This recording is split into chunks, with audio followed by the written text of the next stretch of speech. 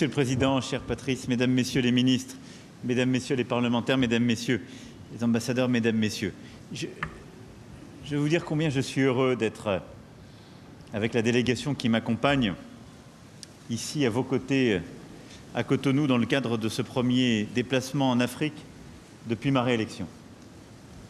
Et je voulais vous remercier, Monsieur le Président, pour l'accueil chaleureux que vous nous avez réservé. Cette délégation qui m'accompagne est à l'image de ce qui nous unit et compte le plus. Elle regroupe beaucoup de talents, souvent binationaux, qui sont la fierté de nos deux pays et, je dois le dire, nos meilleurs ambassadeurs. Ambassadeurs du lien à la fois intime et renouvelé que nous voulons construire entre nos deux pays. Je veux commencer mon propos presque en poursuivant ce sur quoi vous avez terminé et vous dire combien j'étais à nouveau ému à vos côtés de pouvoir admirer dans leur pays les 26 œuvres des trésors royaux d'Abomey que la France vous a restituées il y a quelques mois. Depuis, ce sont plus de 200 000 personnes qui sont venues les admirer, les retrouver dans des scènes, vous me les rappeliez à l'instant, émouvantes de fierté, de gravité, d'effervescence, de dignité. Face à un tel engouement, vous avez fait le choix de prolonger cette exposition, ce qui en dit beaucoup sur la longue attente qui avait précédé leur retour. C'est le fruit aussi d'un engagement de la France que j'avais pris dès 2017 à Ouagadougou, puis de discussions que nous avions eues ensemble, et ce qui prouve que, je le dis ici pour ce sur quoi nous nous engageons aujourd'hui, lorsque nous actons des choses, nous le faisons. En effet, grâce à la coopération exemplaire entre nos deux pays autour de cette démarche, je crois que nous avons démontré ce qui était jugé impossible ou prématuré, qui était en fait une forme d'évidence. Et je veux remercier toutes celles et ceux qui y ont œuvré, contribué, qui en écrivant des rapports et en nous donnant une doctrine, qui en préparant les lois ou en les défendant à notre Parlement pour permettre de restituer ces œuvres. Nous avons démontré, ce faisant, et nous venons de le vivre ensemble, qu'un acte de restitution n'est ni une perte ni une contrition. C'est une continuation de l'histoire. C'est la possibilité d'une nouvelle page, c'est une réinvention de ces trésors, de ces œuvres. Et je crois profondément que c'est un geste qui a une part de mystère, de spiritualité, mais qui regarde résolument vers l'avenir. Et nous venons de le voir également ensuite, grâce à l'exposition d'artistes contemporains béninois que vous avez organisée. Je suis extrêmement heureux d'avoir pu vivre à vos côtés cette forme de généalogie de la création béninoise. Nous sommes fiers de nous engager aujourd'hui avec le Bénin dans un partenariat culturel d'exception, au cœur de cette région qui, de Lagos à Abidjan, a tout pour devenir en effet un des cœurs vibrants de la culture du continent africain et du monde. Et à cet égard, je serais extrêmement fier, Monsieur le Président, si cela est possible et qu'on arrive à l'aménager, il n'y a pas de réserve de votre côté, mais de pouvoir accueillir à Paris l'exposition que nous venons de voir aujourd'hui à Cotonou des artistes contemporains.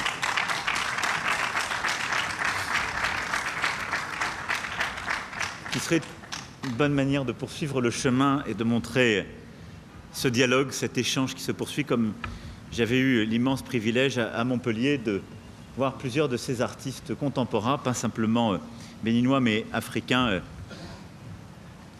il y a quelques mois. C'est d'ailleurs dans cet esprit que nous allons continuer d'œuvrer ensemble et nous allons accompagner l'École du patrimoine africain, la construction du futur musée de l'épopée des Amazones et la restauration des palais royaux d'Abomey. C'est aussi dans cet esprit que nous porterons ensemble ce nouveau projet. Nous avons acté ce matin avec le Président, nouveau projet culturel. Nous voulons en effet, et nous sommes très fiers de notre réseau, du travail que fait l'Institut, mais nous voulons bâtir, et c'est ce que les équipes ont préparé, et qui est le fruit aussi de ce travail que depuis Ouagadougou nous avons fait cheminer, et qui à Montpellier, grâce aux échanges justement entre nos jeunesses, nos sociétés civiles, nos diasporas, nous avons pu faire avancer, celui d'une transformation progressive de notre Institut français, en le rendant encore plus partenarial, Et donc nous avons la volonté ici d'être à l'avant-poste avec vous de ce que nous voulons faire. Et dès les prochains mois, de pouvoir bâtir à la fois ce nouvel institut franco-béninois qui permettra d'être encore plus en intimité avec la scène culturelle, la création, les innovations et les projets qui, justement, sont au cœur des créateurs de votre pays, mais aussi de la formation, et de pouvoir y adjoindre un projet de villa que nous voulons penser en lien très étroit avec ce qu'est la Villa Médicis, d'une part, et je dis cela en clin d'œil puisque j'en ai confié la présidence il y a quelques mois à un jeune talent franco-béninois, mais également de pouvoir avancer en liant cette villa que nous allons inventer collectivement avec ce que nous voulons faire à Villers-Cotterêts pour les francophonies et ce projet que nous avons de développer des résidences d'artistes et de faire voir la francophonie sous tous ses aspects, en particulier l'importance qui revêt le continent africain, de pouvoir faire de cette ville-là aussi un lieu en lien très étroit avec ce que nous allons mettre en œuvre et que nous avons annoncé hier de cette innovation culturelle, Création Africa que nous allons lancer et développer chaque année, et que nous puissions aussi tresser les liens entre cette ville-là et la Maison des mondes africains et des diasporas que nous allons développer à Paris. Et au fond, ce que nous voulons faire, c'est une espèce de confédération des bonnes volontés et des créativités de part et d'autre. Et je crois que c'est un projet très important, et donc je vous remercie d'avoir en quelque sorte scellé ce matin ce pacte. Et donc on le voit bien, dans les 18 mois qui viennent, nous avons à faire cette petite révolution au travers de ces sites, mais en synergie, en symbiose, en syntonie avec de nombreuses autres initiatives que nous sommes en train de poursuivre. S'agissant des nouveaux actes de restitution, comme je m'y étais engagé à l'occasion de votre visite à Paris le 9 novembre dernier, je souhaite que nous puissions poursuivre le travail et aller au bout et porter cette loi cadre qui sera présentée dans les meilleurs délais. Un pré-rapport qui a été rédigé par Jean-Luc Martinez a été remis il y a quelques semaines et je souhaite que nous puissions avancer pour maintenant poursuivre ce qui a été commencé ici, poursuivi au Sénégal et que nous devons faire cheminer plus avant et avec encore plus d'ambition. De manière générale, je me réjouis que le partenariat entre le Bénin et la France soit à l'avant-garde du renouvellement de la relation entre le continent africain et la France, tel que je l'avais appelé de mes voeux, je l'évoquais à l'instant, à Ouagadougou en novembre 2017. Et à cet égard, au-delà de la culture, de la création, des restitutions, les thématiques au cœur de notre coopération et de cette visite au Bénin, culture, patrimoine, formation professionnelle, enseignement, sport, sont les nouveaux axes prioritaires de notre politique africaine et ils sont des priorités partagées par vous-même, Monsieur le Président. C'est pourquoi la France continuera à s'engager aux côtés du Bénin dans ses efforts de réforme et de promotion de son attractivité. Vous m'avez lancé une invitation. J'ai une délégation ici nourrie de plusieurs entrepreneurs, investisseurs. Ils étaient ce matin aux côtés de notre ministre du Commerce extérieur pour visiter l'impressionnant projet de l'OJB, qui met le Bénin sur la voie d'une économie de l'industrie et de la transformation. Vous pouvez donc compter sur nous pour investir, être à vos côtés et avancer sur ce sujet. C'est ce modèle économique, celui d'une valeur ajoutée produite en Afrique, profitant aux Africains, permettant aussi de sortir une partie de l'économie de l'informel pour aller vers le formel, que nous soutenons très fortement. Et donc nous sommes prêts à aller de l'avant. Nous avons déjà travaillé ensemble il y a un peu plus d'1 an à Paris quand il s'agit du financement des économies africaines et de ce que nous avons porté justement avec beaucoup d'ambition. Nous serons là aussi pour les projets concrets et permettre de développer ici ces nouvelles initiatives.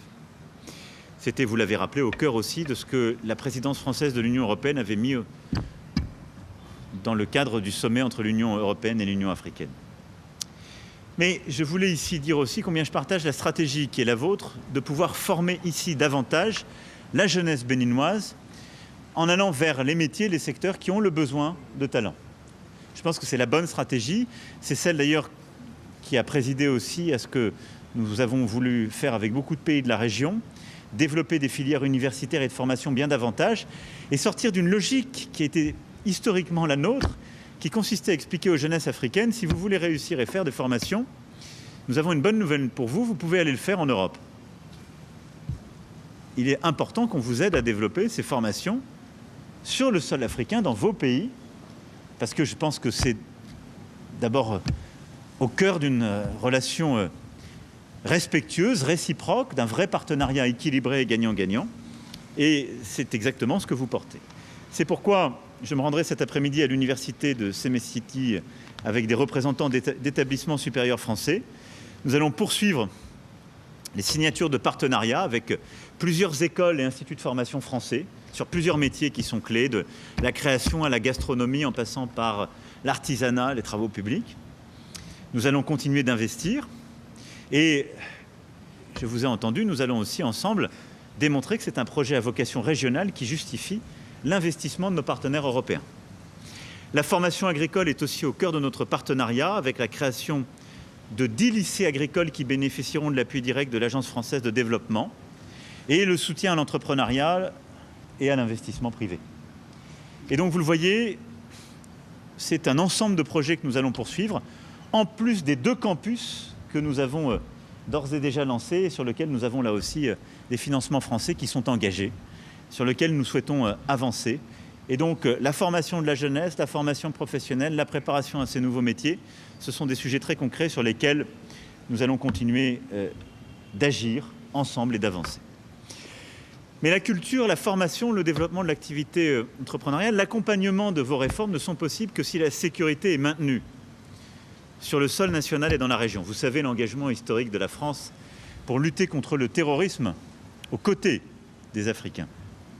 C'est pourquoi nous avons échangé avec le président sur la situation sécuritaire. Et je veux ici rendre hommage aux membres des forces armées et des forces de sécurité intérieure ainsi qu'aux civils tués dans les attaques qui ont frappé le nord du pays à la frontière avec le Burkina Faso depuis la fin de l'année 2021.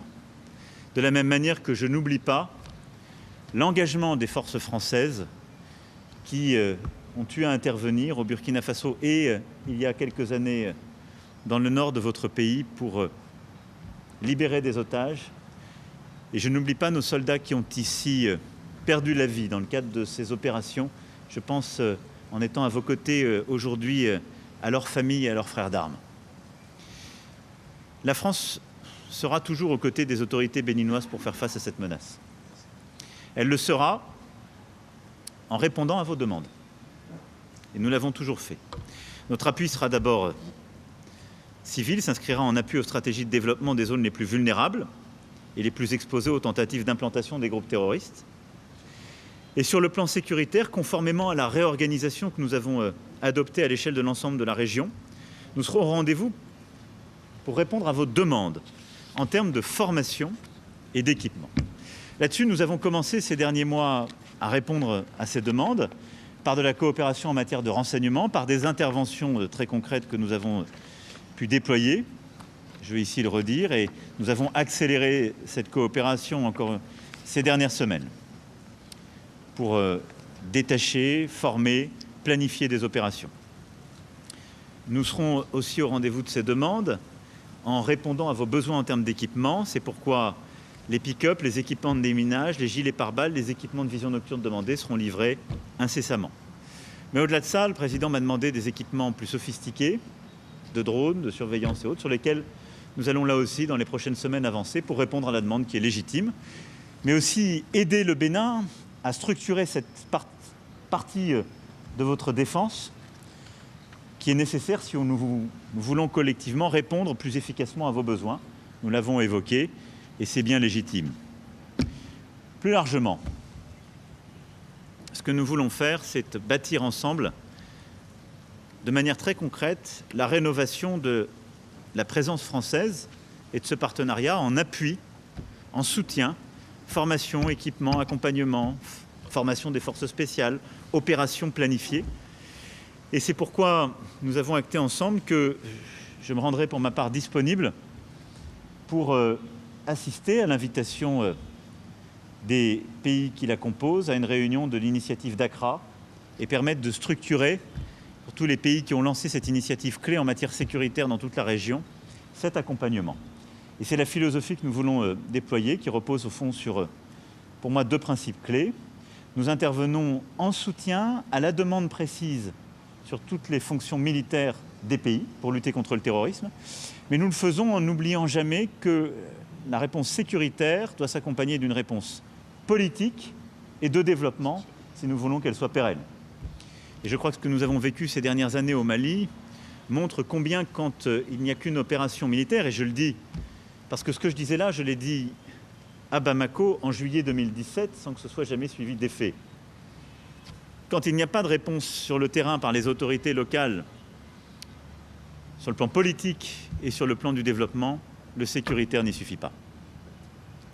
Nous avons également, avec le président, évoqué le cœur de la stratégie qui est la vôtre, celle de faire de votre pays un pays exemplaire en matière de développement économique, de clarté du cadre justement de concurrence loyale, d'un pays exemplaire en termes de formation, en matière de développement culturel, touristique, sportif. Sur tous ces volets, la France sera là et c'est pourquoi aussi nous avons une discussion en tête-à-tête sur les sujets plus politiques et je veux saluer ce que le président m'a dit, d'une volonté aussi d'ouverture qui, je crois, est la clé sur le plan politique pour accompagner une telle stratégie. Je sais que vous en êtes conscient et que c'est votre volonté, Président. Vous le voyez, notre présence aujourd'hui à vos côtés n'est pas le fruit du hasard, c'est déjà une étape dans le travail accompli en commun.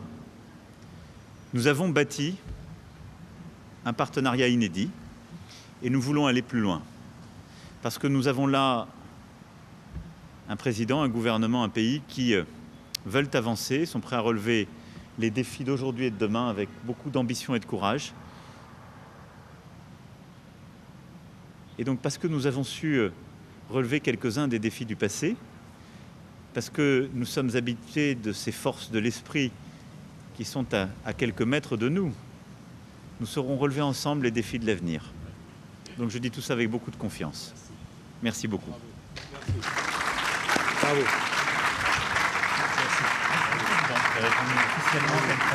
Merci.